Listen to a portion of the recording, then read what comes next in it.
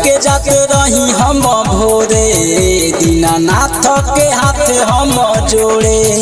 सुनाए सखी हाथ हम जोड़े दौरा लेके जाते रही हम भोरे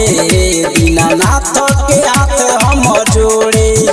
हम जननी ना बाते रहे पीछे पीछे आते हम जननी ना बात रहे पीछे पीछे आते ले रहे वो मुट्ठी मेरे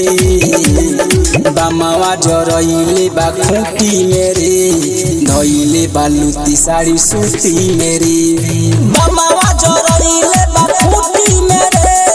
धइले बालूती साड़ी सूती मेरे। डीजे मिठू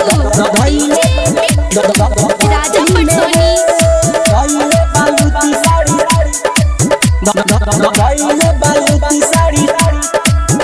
साड़ी सूती मेरे साड़ी सूती। अजके में फूटल हम बहिनी डेराई दौरा गिरल सब सामान छिटाई अरग देवे के सब रहे तैयारी महंगा रहे बनारसी साड़ी। सुनाए सखी बनारसी साड़ी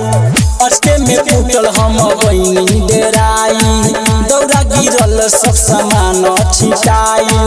अरग देवे के सब रहे तैयारी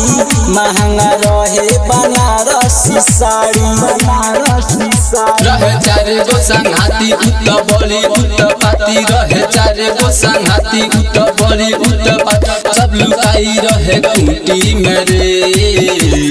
बामावा जरइले बा खूंटी मेरे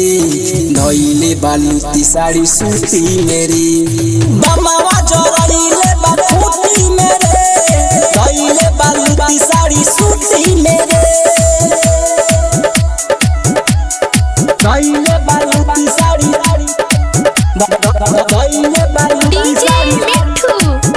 साड़ी सूती मेरे राजा पटसोनी सूती मेरे। अबे घाटे सखी कैसे हम जाई लागता लाज कैसे औरग दीवाई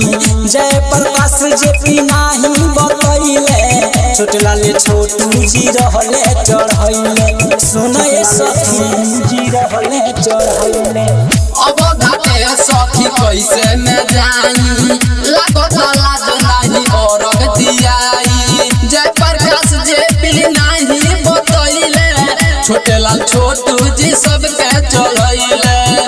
भीड़ लाग रहे बड़ी हमरो रहे हर बड़ी भीड़ लाग रहे बड़ी हमरो रहे हर बड़ी मारी जूती सरे बामावा जरइले बा खूंटी मेरे धइले बालूती साड़ी सूती मेरी बामावा जरइले बा